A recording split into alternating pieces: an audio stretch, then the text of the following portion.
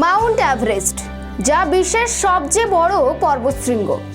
আর এখন সেই পর্বতশৃঙ্গের দৈর্ঘ্য বাড়ছে, বছর ভর একটু একটু করে লম্বা হয়েই চলেছে মাউন্ট এভারেস্ট। তবে এর নৈপথ্যের কারণ কি? কিভাবে বছর ভর একটু একটু করে বেড়ে চলেছে মাউন্ট এভারেস্ট?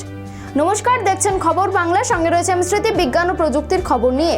এমনিতে ভারতীয় এবং ইউরেশিয়ান টেকটনিক প্লেটের সংঘর্ষের জেরে যে হিমালয়ের এই ক্রম উত্থান তা আগেই জানা গিয়েছিল। তবে বিশেষ করে এভারেস্টের উচ্চতা এত দ্রুত প্রতি বছর কেন বাড়ছে, তার পিছনে রয়েছে বেশ কিছু আন্তঃসংযুক্ত কারণ।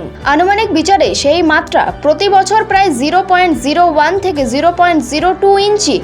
ফলে যে এভারেস্টের উচ্চতা বর্তমানে সমুদ্রপৃষ্ঠ থেকে 8,848 মিটার বলে সর্বজন বিদিত, তা সর্বদা পরিবর্তনশীল বলে জানাচ্ছেন Beijing China university of Jio সায়েন্সের ভূবিজ্ঞানী জিন জেন দায়ের নেতৃত্বাধীন বিজ্ঞানীদের দলটি। বরং তাদের আরও দাবি, আগের তুলনায় এখন এভারেস্টের উচ্চতা বৃদ্ধির হার বেশি।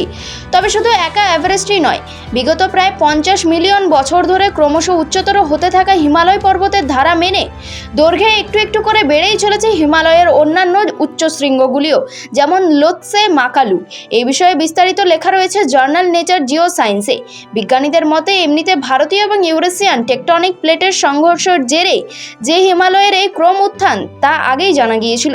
তবে বিশেষ করে এভারেস্টের উচ্চতা এত দ্রুত প্রতি বছর কেন বাড়ছে, তার পিছনে রয়েছে বেশ কিছু আন্তঃসংযুক্ত কারণ। প্রথমত, আঞ্চলিক নদী প্রবাহ ব্যবস্থা বড় ধরনের বদল আসা। অন্তত 89,000 বছর আগে কোশি নদীর সঙ্গে মিশে যায় অরুণ নদী, যার জেরে এভারেস্টের উচ্চতা অন্তত 49 ফুট থেকে 164 ফুট তখনই বেড়ে গিয়েছিল। দ্বিতীয়টি, আইসোস্ট্যাটিক রিবাউন্ড নামে একটি ভূতাত্ত্বিক প্রক্রিয়া।